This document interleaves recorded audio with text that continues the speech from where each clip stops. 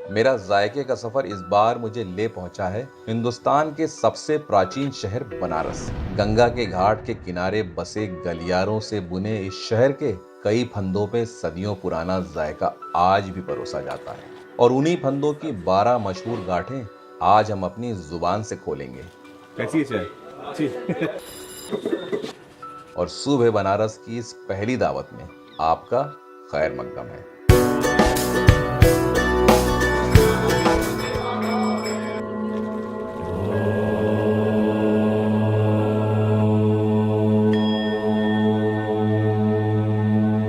Losing time, I'm fading fast. I just wanna make it last. Try to let go of the past. एक दिन ख्वाब में बनारस का एक मंजर सा कौंधा, जैसे काशी की गलियां मुझे बुला रही हैं। हालांकि मैं कभी बनारस गया नहीं था, लेकिन फिर भी पता नहीं क्यों माजी के ये मंजर सच से लग रहे थे।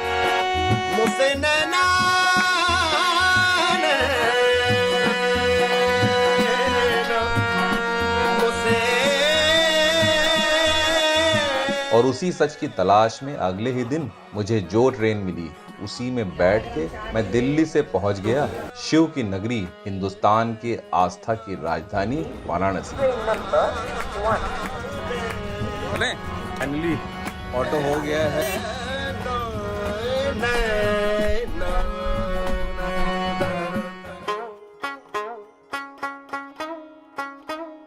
गंगोत्री से पैदा हुई गंगा का सफर 3000 सालों से आबाद इस शहर से गुजरता है, जिसके पहले संगम पे वरुणा और दूसरे संगम पे अस्सी नदी का मेल होता है। और इन्हीं दो नामों को जोड़कर पैदा हुआ 84 घाटों का ये शहर वाराणसी। इसी काशिका में रोशन हुए कबीरदास और रविदास, तो यहीं तुलसीदास ने रामचरित्र मानस भी लिखी। यहीं से पूरे जग में चमका गौतम बुद्ध का धर्म चक्र परिवर्तन का पहला उपदेश। तो प्रेमचंद की इसी नगरी में गंगा जमनी तहजीब की शहनाई बजाई उस्ताद बिस्मिल्लाह खां ने। सुर, संगीत, संस्कृति, साहित्य, शिक्षा, साड़ी और स्वाद के इस बेजोड़ संगम से रोशन काशिका में आज मेरी पहली सुबह है।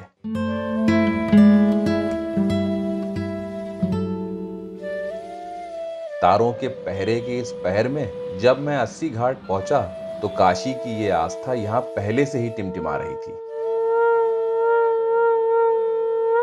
दीपक की रोशनी में झिलमिलाते इन सिरों के पीछे मैं सब कुछ बड़ी खामोशी से महसूस कर रहा था। 7 पत्थर की गुलाबी तख्तों पे 7 पुजारी जाफरानी कलबदार रेशमी लिबास पहने देवी गंगा को शुक्राना अदा कर रहे हैं और मंत्रों के जाप पे घूमती इस आरती को गंगा आरती कहते हैं। आरती खत्म होते होते पूरा शहर जग चुका था, लेकिन एक सूरज था कि ठंड का लिहाफ ओढ़े मस्त सो रहा था। मेरी भूख बर्दाश्त से बाहर हो रही थी, इसलिए मैंने भी रिक्शा किया और सीधे पहुंच गया चौक। और ठटेरी बाजार के नाम से मशहूर इस गली में मैं जैसे ही दाखिल हुआ, राम भंडार आगे पड़ेगा ना। हर मोड़ के बल पे सदियां टिकी हुई थी, जैसे एक पुरानी तस्वीर को मैंने अभी अभी हथेलियों से साफ किया हो। ठहरे हुए इस वक्त में मैंने बस 50 कदम ही बढ़ाए थे कि द राम भंडार से उठ रही घी की खुशबू ने मुझे थाम सा लिया। बहुत जबरदस्त खुशबू आ रही है यहाँ पे। और अगर आप सोच रहे हैं कि मैं कौन हूँ, तो मैं हूँ गौस बजाज, इस कहानी का सूत्रधार। सच बोलूं तो बाकी सभी जायकों के मुकाबले मुझे सबसे ज्यादा उम्मीद यहीं से थी। राम भंडार 1888 में खुली थी। बहुत ज्यादा मशहूर है खैर राम भंडार, और ईश्वर का बुजुर्गों का आशीर्वाद है। लेकिन 1887 की इस बेहद मशहूर दुकान पे जब मुझे बस 2-4 कदरदान ही दिखे तो मुझे थोड़ी मायूसी सी हुई। मैंने रोड से ही 7 बाय 7 फीट के पर्दे से अंदर झांका तो जायके का सिनेमा बस शुरू ही हुआ था।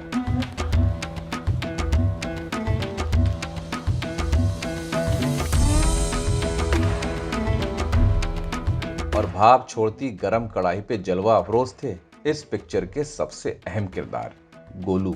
तो आप कितने टाइम से यहाँ काम कर रहे हैं? 20 साल हो गए। 1 साल हो गया आपको। आपका नाम क्या है? गुल्लू। गुल्लू। आप भी बनारस से ही हैं? नहीं, आजमगढ़। पीढ़े को अपने पैरों से फंसाए गोलू गोल आटे की लोइयों से गोल गोल पूरियां बेल बेल कर कढ़ाई में लगातार एक के बाद एक तैराते जाते।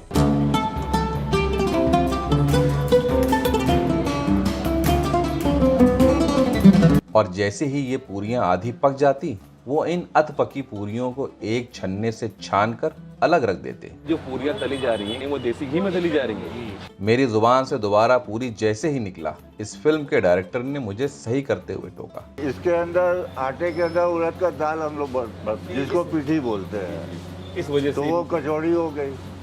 पूरी प्लेन होती है। तीसरी पीढ़ी के गुप्ता जी के खुद के कंधे झुके हुए हैं, लेकिन 135 साल पुराने नाम की शान आज और जवान मालूम होती है। वो बड़ी सभ्यता से धीमी आवाज में निगरानी करते करते जायके का टिकट भी काट रहे थे।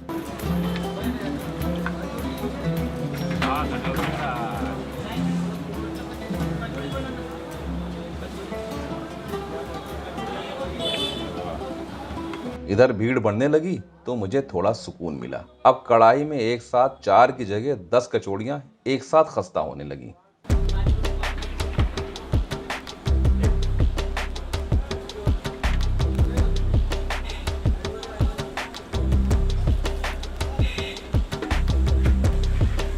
तो मेरा कैमरा दूसरे किरदार की तरफ घूमा, जिसकी जिम्मेदारी सब्जी के साथ कचौड़ियां परोसने की भी थी। इधर खस्ता कचौड़ियां जैसे ही पहला कारीगर कढ़ाई से छानता, ये साहब एक पत्तल पे 2 फूली हुई कचौड़ियां रखते और भाप रिहा कर देते। ऊपरी पत्तल जहां टिकता, उसमें डाले आलू और चने की खुशबूदार रसेदार गाढ़ी सब्जी, हरी खट्टी चटनी, मीठी लाल चटनी और ऊपर से कसी हुई मूली में गुमनाम गाजर के लच्छे ऊपर से टिका के प्लेट आगे बढ़ा दी। तो यहाँ पहले भी टेस्ट किया है? नहीं, वो वीडियो देख देख के घूम रहे हैं आप लोगों की वीडियो देखते हैं। बहुत ही डिफरेंट और यूनिक स्टाइल है और वो छन्ने में ही जलेबी उतारते हैं। इतने में जलेबियों के भी कई ऑर्डर्स एक साथ आए, तो रुमाल नुमा मोटे कपड़े से पहले कारीगर मैदानी से फूल नुमा छल्ले छन्ने के ऊपर ही बनाने लगा। तई होता है, उस पर जलेबी उतरती है। जी जी जी, जगह हमारे पास शॉर्टेज है, इसलिए हमने इसी पर निकालते रहे। जलेबियों के इस जाल में जब जाले पड़ गए तो उन्हें कचौड़ियों जितना ही खरा किया और जाफरानी रंग की इस चाशनी में इतनी डुबकियां लगवाई कि इस जलेबी पे भी बहुत खूबसूरत नारंगी रंग चढ़ गया।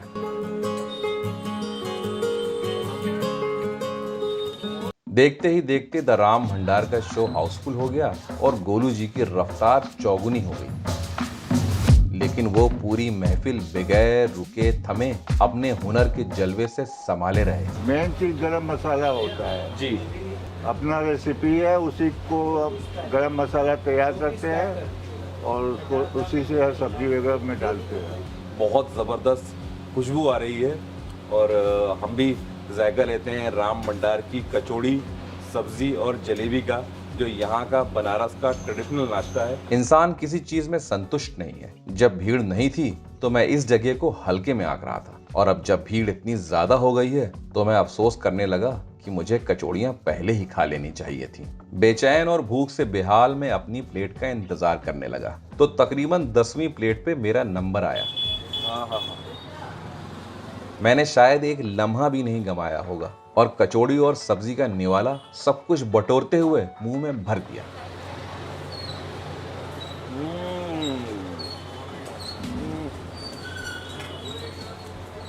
बहुत ज़बरदस्त, बहुत ज़बरदस्त। वो जो मीठी और हरी चटनी है ना, उसका भी अपना एक अलग सा मजा आ रहा है इसमें। व्याकुल मन तृप्त हो गया। सच में ये मोक्ष का जायका है। सुकून है ऐसे नाश्ते में।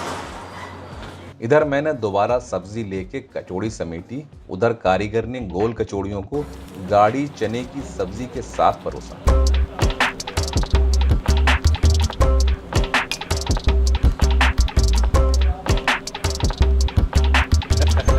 मैंने बड़ी उम्मीद से इस भरी हुई गोल कचौड़ियों का पहला जायका लिया। चखता हूँ इसका जायका कैसा है।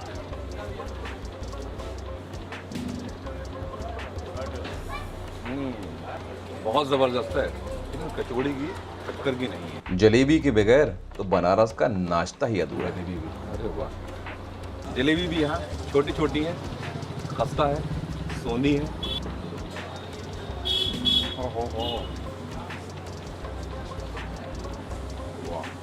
न पेट भरा न नियत। वाकई में ये बनारस का वो जायका है जो मैं कभी नहीं भूलूंगा। और जो गरम मसाले की जो बात कह रहे थे ना आप, वो सही कह रहे थे, वो उसका अपना बहुत ज़बरदस्त जायका है। Thank you. बहुत टेस्टी है। Thank you so much, thank you. ये पूरा जो है ठठेरी बाज़ार है, ज़बरदस्त मकान, माहौल, दुकानें। अलविदा लेके ठठेरी बाजार में ही मैं उस जायके की तरफ बढ़ा जिसके जाफरानी बुलबुलों का पूरा बनारस दीवाना है, और कूजे में कैद इस जायके के समुंदर को मलाइयो कहते हैं। कहते हैं मलाइयों की इजाद काशी में ही हुई थी। सर्दी के मौसम में ग्वालों का तबका खौलते हुए दूध को गंगा किनारे ओस की बूंदों से पूरी रात ठंडा करते हैं, जिस वजह से घंटों मतने पर यह जादुई झाग पैदा होता है, जिसे बनारस में मलाइयो, कानपुर में निमिश, लखनऊ में मक्खन मलाई और दिल्ली में दौलत की चाट कहते हैं। लेकिन मेरी जायके की दौलत बस 20 कदम लेते ही आ गई, जो है मार्कंडे सरदार की 150 साल पुरानी दुकान श्री जी। नमस्कार सर जी। बहुत ही ज़्यादा पुरानी दुकान है आपकी श्री जी। वो देखिए ना, वो देखिए, वो बनाते बनाते एकदम जो है ना, और जो ट्रेनिंग दिए हाँ कि समझिए कि ये तो बनारस में पहला चीज हो गया। हाँ। नहीं तो कोई इसको जानता नहीं रहा, न इसके कारीगर थे। आज भी बनारस में कम से कम हजारों लोग बेचेंगे, लेकिन जो टेस्ट, हाँ। क्वालिटी, हाँ। वो ढूंढते हुए लोग यहाँ तक आते हैं। ढूंढते हुए आएंगे। ये मलैया शुरू हुए 70 साल हो गया बनारस में, हमारे क्या से स्टार्ट हुआ है। अब तो बहुत बना के बेच रहे देखकर, फिर भी ऐसा बना नहीं पाएंगे। चॉकलेटी रंग की दुकान के सबसे आगे सजी 200 लीटर की लोहे की इस बड़ी सी कढ़ाई से मलाइयो बड़ी तेजी से खाली हो रहा था। ठंड में बनारस की सौगात पे दुकान के मालिक कुछ कुछ देर में पिस्ता और बादाम के तराशे हुए कतरों की बारिश कर जाफरान की बूंदों की ओस भी टपकाते और कढ़ाई की धार पे दूध की एक धार मार के कढ़ाई का कोना साफ कर देते। हाँ, केवल जाड़े में बनता है 3 महीना, जितने ज्यादा ओस पड़ेगा उतने बढ़िया स्वाद रहेगा। और इसमें क्या क्या सामान डलता है इसमें- दूध के अलावा? इसमें केवल इलायची, केसर, पिस्ता, बादाम, गुलाब जल पड़ता है। जैसे मक्खन मथाता नहीं है, हाँ। उसी तरह बड़ी बड़ी मछलियाँ इनसे मथाती है। हाँ। तो कुछ दिन और 1 घंटे बाद उसमें लेयर आती है मोटी मक्खन की, उसमें सैफरन, इलायची, केसर मिला के। ग्राहक जैसे ही आता उसको कुल्हड़नुमा इस बर्तन, जिसका बनारसी नाम पूर्वा है, उसमें इस झाग की गाढ़ी परतें काट के पूर्वे के पैमाने को बुलबुलों से ढक देते और उस पे बादाम, पिस्ता का खुरचन और जाफरान की तरी मार के दुकानदार ये जाफरानी जायका लगातार परोस रहा था। तो मलाइयो तो हाँ, तो मलाइयो की बहुत शौकीन है। अरे खाने के लिए आते हैं हम लोग सिर्फ। हाँ, ये घर है मेरा। ठठेरी बाजार के कुछ निवासी इस अमृत का सेवन लगभग रोज ही करते हैं। उनके मुताबिक ये आंखों की रोशनी के लिए मुफीद है और ओस की बूंदों में अमृत के गुण हैं।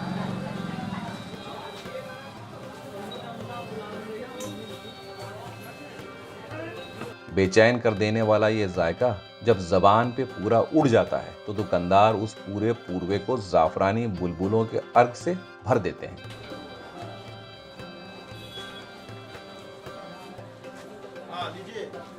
ये 100 ग्राम आता है। ये कितने का है?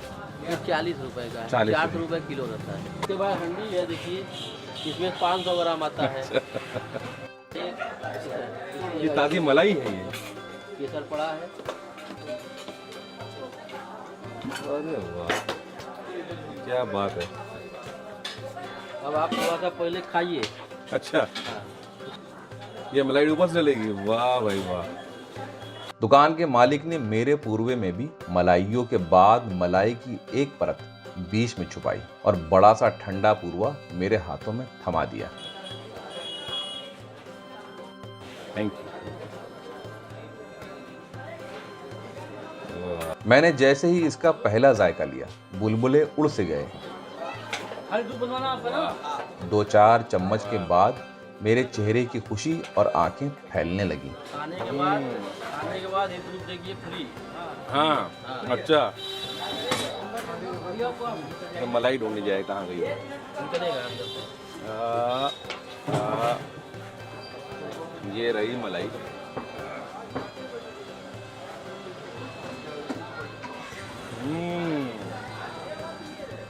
वाह।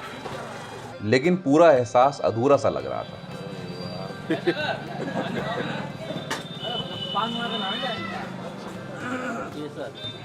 केसर भी, वाह भाई वाह।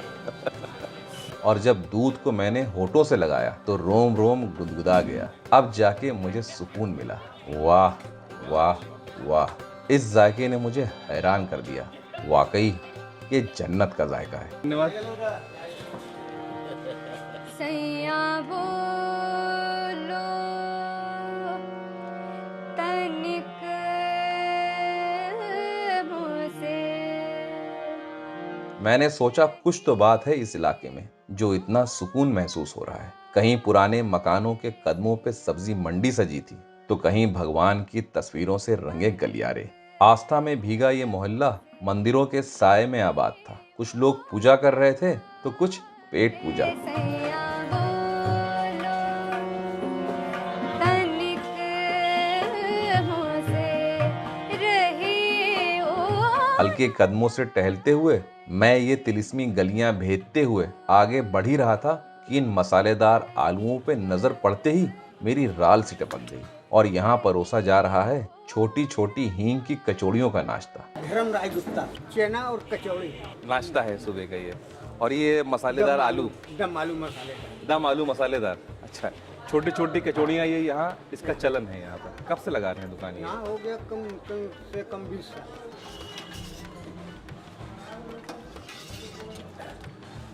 छोटी सी इस रेड़ी पे बड़ी बड़ी मूछों वाले धर्मराज गुप्ता जी ये नायाब जायका इसी ठिये पे 20 सालों से मुस्कुराते हुए परोस रहे हैं। कचौड़ियाँ में खुद ही घर पे बनाते हैं आप? जी हाँ। अरे वाह। मैंने अपने लिए एक प्लेट मांगी तो रेड़ी के मालिक ने तिजोरी नुमा कैनिस्टर से 2 छोटी अशरफी नुमा कचौड़ियों को निकाल के एक चांदी की प्लेट में कुरकुरा दिया और ऊपर से डाली शोरबेदार आलू और काले चने की सब्जी, उसके ऊपर टमाटर की चटनी और लटपटे आलू और मटर की ये मसालेदार सब्जी ऊपर से सजा के आखिर में इन्होंने भी कसी हुई मूली ऊपर से टिका दी। ठंड में आलू का अपना एक अलग ही जायका होता है, नए आलू का। और ये रही कचौड़ी, चने और आलू का साथ में लेते हैं। आलू में वाकई एक जादू सा था, मजा आ गया।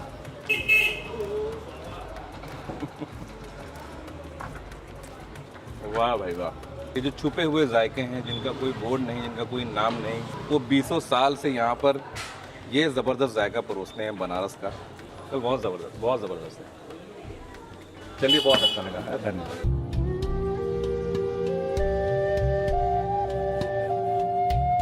जायकों की तलाश में मैं कभी इस गली मुड़ता तो कभी दूसरी। थोड़ी देर में मैं काल भैरव मंदिर होते हुए आगे बढ़ा तो खुद को फिर से रोड पे खड़ा हुआ पाया।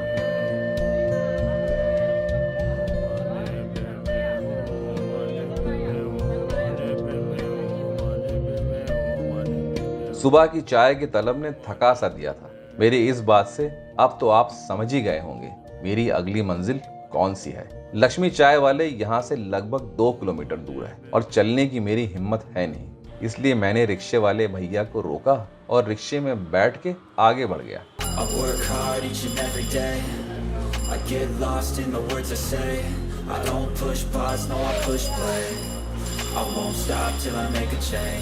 उसकी सवारी किसी झूले की तरह कभी तेज भागती, कभी धीमे, कभी ऊपर कभी नीचे, कभी आगे कभी पीछे। वक्त नुमा इन गलियों के पन्ने पलटते हुए मैं घूम के वापस पहुंच गया चौक।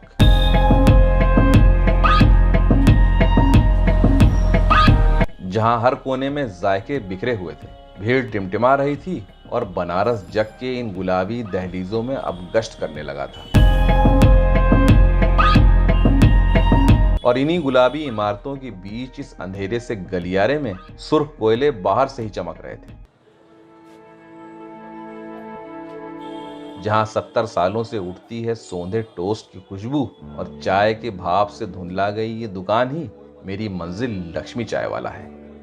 लक्ष्मी चाय वालों को 2 हिस्सों में बांटते इस गलियारे में ही लोहे के 3 पतले पतले ड्रम नुमा भट्टियों में कोयले पूरी शिद्दत से दहक रहे थे, जिसकी एक भट्टी पे दूध कड़ रहा था तो दूसरे पे चाय, और सबसे अनोखी चीज तीसरी भट्टी पे सिक रही थी, जिसने सबसे पहले मेरा ध्यान खींचा था, और वो था ये ब्रेड को कोयलों पर टोस्ट करने का अनोखा तरीका।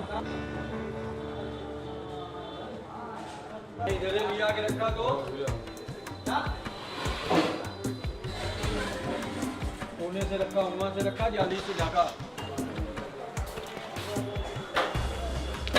लक्ष्मी चाय वाले की शुरुआत कब से हुई है? भैया आज 70 साल हो गया बस। और शुरू से ही टोस्ट और चाय बन रही है? यही आइटम। आपके पिताजी थे, उनका नाम क्या था? लक्ष्मी नारायण चौरसिया। कारीगर ने पहले तारों की इस जाल में 8 छोटी मगर सेहतमंद ब्रेड स्लाइसेस को एक साथ फंसा के कैद कर दिया और पंखा हाँकने की हरकत को नकल करते हुए कोयलों की गर्मी को उनमें कैद करता रहा, तब तक जब तक उस पे एक सुनहरी परत नहीं चढ़ गई।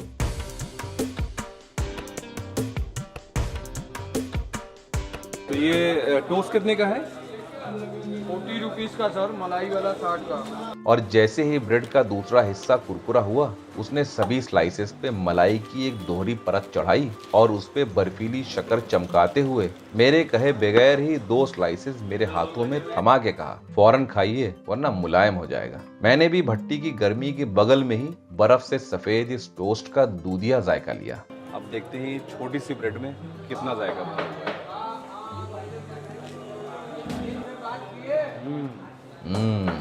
वाह।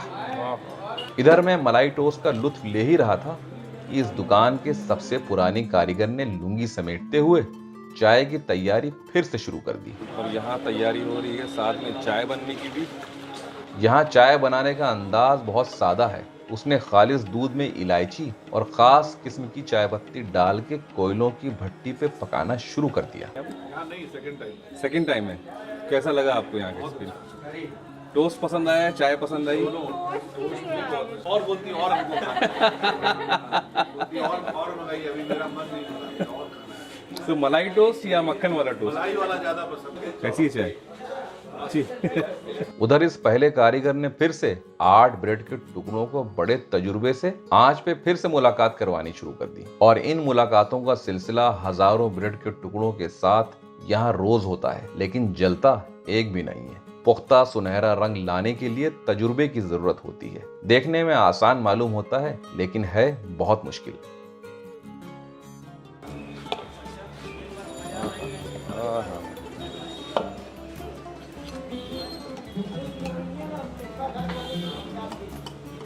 अमूल मक्खन भैया का सफेद मक्खन, देसी मक्खन वो अपना बनाया हुआ है। इस बार इस कारीगर ने नई हरकत की और ब्रेड की सौंधी परतों के बीच एक चाक लगा के उसने ये सफेद मक्खन से ब्रेड के पेट को पूरी तरीके से भर दिया। ये चाकू कुछ स्पेशल तरीका है क्या?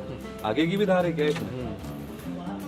ऊपरी परत है वो पूरी तरीके से सोने नहीं की गई है, लेकिन हाँ सुनहरी हो गई है। अब इसके अंदर सफेद मक्खन डालने के बाद अब इसको जो है दोबारा टोस्ट करेंगे ताकि मक्खन जज्ब हो जाए और ब्रेड और कुरकुरी।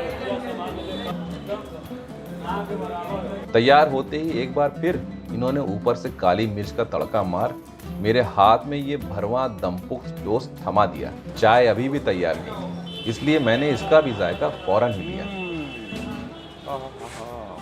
और ये इसके अंदर सफेद मक्खन डाल करके धीरे धीरे धीरे धीरे तब तक सेकते हैं जब तक ये ऊपर की लेयर कुरकुरी और खस्ता ना हो जाए। अमूल मक्खन 35 का है और व्हाइट मक्खन 40 का। ठीक। जो अंडरग्राउंड आपको खिलाए वो 50 रुपीज का है। पुराने ग्राहक हमारे अभी भी आते हैं, 30-40 साल से आ रहे रेगुलर। करीब हम लोगों को यहाँ बाल्य अवस्था से लेकर ये अवस्था तक आ गई। हम लोग कम से कम 30 साल के यहाँ ग्राहक हैं। इनके पिताजी के समय के हम लोग कस्टमर हैं। इधर लुंगी वाले कारीगर ने एक टीपैन से चाय फेंटना शुरू कर दिया। बड़े इत्मीनान और तजुर्बे से बनती है ये सौंधी लक्ष्मी की चाय। लक्ष्मी चाय वाले के नाम से ये दुकान बड़ी मशहूर है। कोने कोने से लोग आते हैं। अभी तो कुछ नहीं है। सुबह आप 4 बजे आइए, 4 बजे से लेकर 7 बजे तक इतनी भीड़ आपको मिलेगी। बच्चों के राज्य में तो कुछ नहीं है, नहीं तो यहाँ 4-4 भट्टियाँ बड़ी बड़ी ये मक्खन टोस्ट सेकने के लिए, पारोटी सेकने के लिए यहाँ पर 4-4 भट्टियाँ और कम से कम 8-8 नौकर लगते थे। एक हटता तो एक सेकता था, एक हटता था तो दूसरा सेकता था।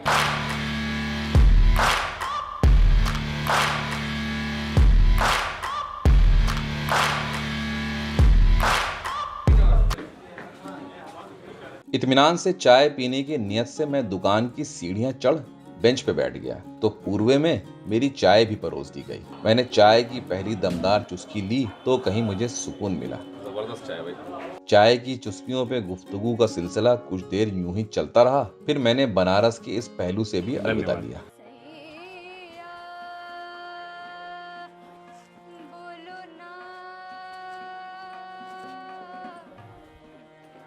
और काशी विश्वनाथ मंदिर होते हुए मैं मणिकर्णिका घाट के पीछे अनगिनत गलियारों में जानबूझकर गुम सा हो गया।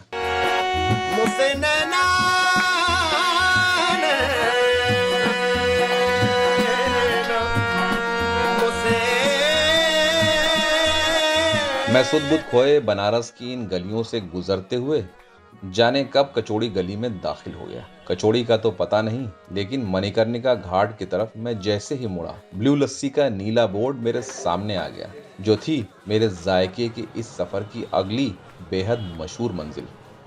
कचौड़ी गली में हमेशा रश लगा रहता है। यहाँ पर बहुत ज़्यादा भीड़ रहती है, लोगों का आना जाना बहुत ज़्यादा है। यहाँ पर बड़ी मुश्किल हो जाती है, यहाँ पर एक कदम रख करके खड़े होना भी बहुत ज़्यादा मुश्किल है। पतली सी इस दुकान में दाखिल होते ही सीढ़ियों से जुड़ी ऊंची सी नीले रंग से ढकी ब्लू लस्सी की दुकान में दुनिया भर से हजारों चाहने वालों ने इन नीली दीवारों पे पासपोर्ट साइज तस्वीरों से अपनी मोहब्बत की मुहर लगा रखी थी, जो यहाँ अब एक दस्तूर सा बन गया है। और ये सामने बड़ी सी तस्वीर है पन्नालाल यादव जी की, जिन्होंने इस दुकान को 90 साल पहले शुरू किया था। तब ये दुकान पन्नालाल यादव लस्सी वाले के नाम से जानी जाती थी। तो आखिर इस जगह का नाम ब्लू लस्सी पड़ा कैसे? ये सवाल मैंने बड़ी शिद्दत से लस्सी मत रहे इस दुकान की तीसरी पीढ़ी से पूछा, तो पोनीटेल बांधे बड़े संयम से बैठे चंचल यादव ने ठहरने का नरम इशारा किया और लस्सी के कुल्हड़ों में रंगों का जादू भरने लगे।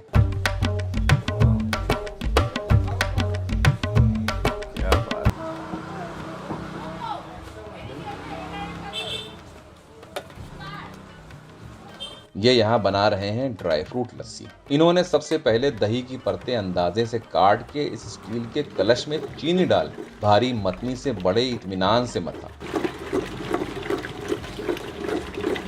और सामने सजे पूर्वों में एक एक करके गाढ़ी लस्सी इन मिट्टी के कूजों में कमर तक भर दिया और साबुत काजू और बादाम के कतरनों से भर के सब कुछ एक साथ फेंट दिया और ऊपर बाकी लस्सी की तय लगा के एक परत रखी मलाई की। जाफरान छिड़क के फिर से बादाम, पिस्ता और काजू की ऊंची परत पूर्वे के सिर से ऊपर चढ़ा के आगे बढ़ा दी।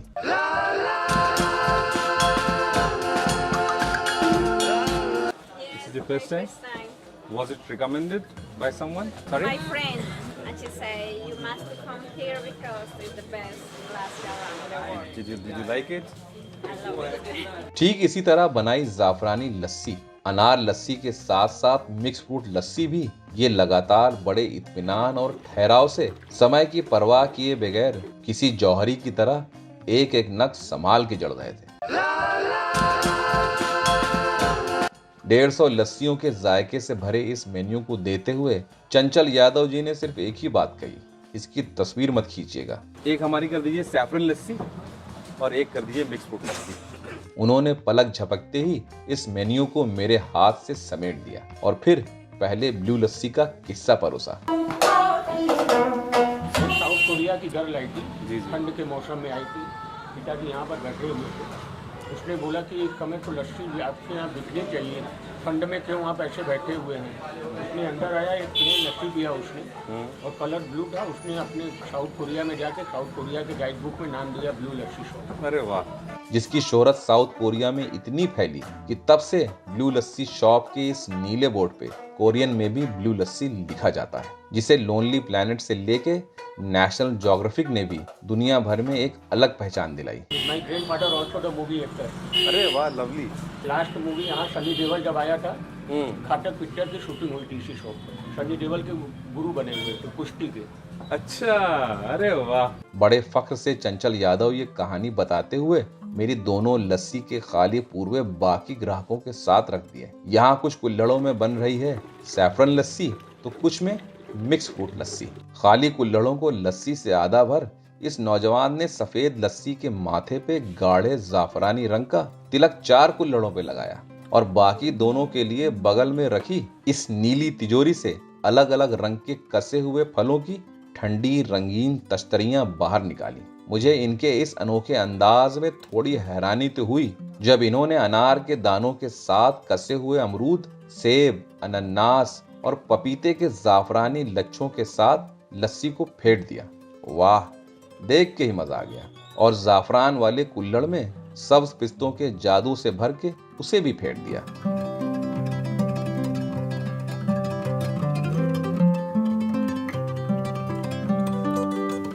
और मिक्स फ्रूट लस्सी के कुल्हड़ की गोलाई पे कसे हुए सारे फलों की एक रंगोली सी बनाई। इनकी कारीगरी पे मैं नजरें टिकाए सोच रहा था कि इतनी नजाकत और अदबो आदाब वाली लस्सी तो मैंने कहीं नहीं देखी। और उस पे अनार के दाने जड़ के बर्फीले नारियल का बुरादा डाल एक परत चॉकलेट पाउडर की भी चढ़ाई।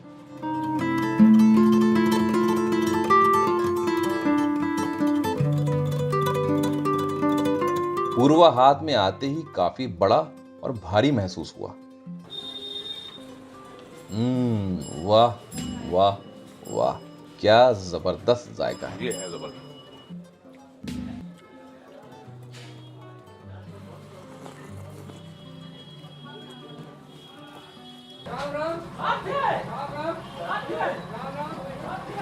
यहां पर मैंने काफी वक्त गुजारा क्योंकि राम नाम सत्य है का सत्य हर 5 मिनट में यहीं से गुजर रहा था।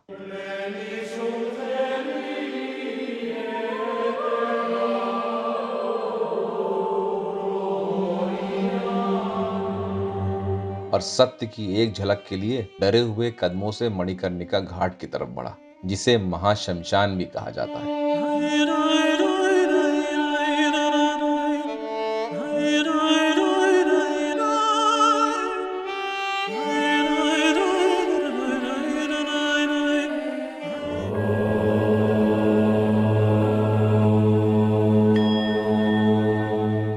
हिंदू धर्म की एक मान्यता के मुताबिक भगवान शिव की पत्नी माता पार्वती के कान का एक कर्णफूल इसी जगह पे गिरा था जो फिर कभी नहीं मिला।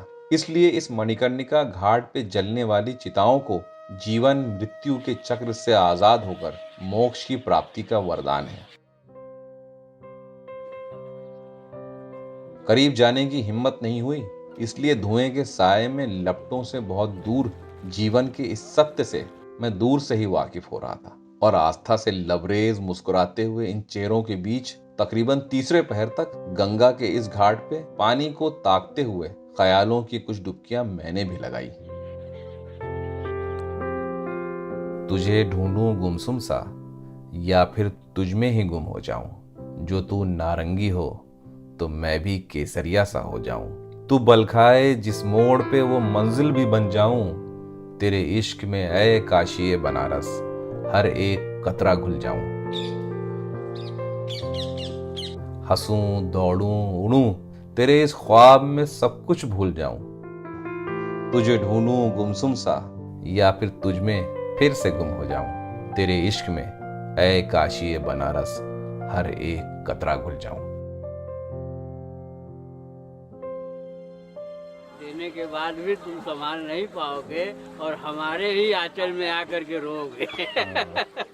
घाट की इस नायाब दुनिया के हर पहलू का लुत्फ लेते हुए मैं एक घाट से दूसरे घाट पे बढ़ रहा था कि मेरी नजर इस सुनसान और खामोश खूबसूरत गुलेरिया कैफे पे पड़ी। मैं यहाँ सामने से वॉक कर रहा था, शाम की वॉक, और इस वक्त तकरीबन 4:30 बज रहे हैं और मुझे यहाँ पर एक गुलेरिया कोठी की एक प्रॉपर्टी मिली है गंगा घाट के सामने। क्या खूबसूरत सा कैफ़े है, और पूछते हैं अभी कैफ़े खुला हुआ है कि नहीं। अच्छा, कॉफ़ी मिल रही है, कैपेचिनो दीजिए आप, ठीक है। मैंने सोचा इतने खूबसूरत कैफे से इतने खूबसूरत मंजर के बीच कॉफी तो बनती है। मैंने अपने लिए कैपेचिनो और पनीर सैंडविच मंगवाया तो वेटर ने सामने ही इस किचन में मशीन से फ्रेश कॉफी बनानी शुरू कर दी। कॉफी की भाप की खुशबू ने मेरे मन को इस ठंड में सहलाया तो उधर पनीर सैंडविच भी तैयार हो गया और मेरे बैठते ही नीली वेस्टकोट से सजे इस वेटर ने कॉफी मेरी टेबल पर परोस दी। मैं बैठकर गंगा को निहारते हुए जिंदगी की इस नेमत का लुत्फ ले रहा था। इतने में मेरे 2 सब्सक्राइबर्स मुझे वहां देखकर थोड़ा हैरान हुए, तो मैंने कॉफी की दावत उन्हें भी दे दी। Please introduce yourself. नाम अंकुश पांडे। बातों बातों के सिलसिले में जाने कब शाम हो गई और गुलेरिया कैफे की जुगनूनुमा लाइट भी जल गई और सूरज भी बुझने को तैयार हो गया। मैंने सबसे अलविदा लिया और तैरते हुए निकल पड़ा उस घाट की ओर जहां ब्रह्मा ने अश्वमेध यज्ञ के लिए 10 अश्वों की बलि चढ़ाई थी। तभी से इसका नाम दशाश्वमेध घाट पड़ गया। सूरज के डूबते ही दशाश्वमेध घाट का भव्य रूप जगमगाने लगा और ये पूरा घाट गंगा आरती के लिए भीड़ से पूरी तरह घिर चुका था। आरती लफ्ज संस्कृत जबान के लफ्ज आरात्रिका से पैदा हुआ, जिसके माने अंधेरे को दूर करने वाली रोशनी है। इधर अंधेरा होते ही गंगा आरती रोशन हो उठी, जहां 7 पुजारी 7 तख्तों पर घंटों की ठनक पे मंत्रों का जाप करते करते आरती कर रहे हैं। ये गंगा आरती 5 तत्वों से पूरी की जाती है। गंगा नदी की ओर रुख करके सबसे पहले सुरा गाय के पूंछ से बने इस चावन को हाका जाता है, जो पहला तत्व आकाश की नुमाइंदगी करता है। फिर 7 पुजारियों ने मोर के पंख को एक ही लय में हिलाते हुए हवा के तत्व को शामिल किया। फिर 7 मंजिला दीपों की गंगा आरती को एक साथ घुमाते हुए अग्नि के तत्व को पूरा किया। अगरबत्ती से खुशबू घुमाते हुए गंगा के जल से पानी का तत्व और आखिर में फूलों की पंखुड़ियों की बारिश करते हुए जमीन यानी पृथ्वी के आखिरी तत्व के साथ गंगा आरती मुकम्मल हुई।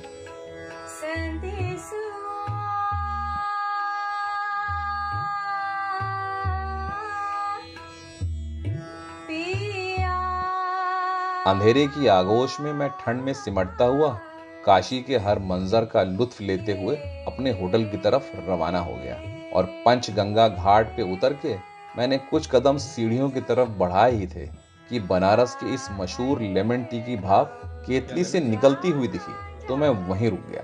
इसमें रखे हुए कोयले और ये बन रही है बनारस की मशहूर लेमन टी।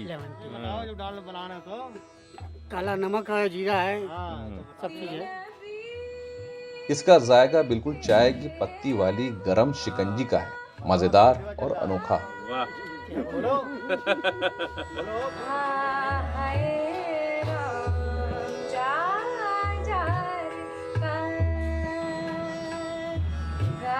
15 घंटों के बाद घूमते घूमते मैं फिर उन्हीं गलियों से गुजरते हुए ठठेरी बाजार होते हुए वापस पहुंच गया चौक।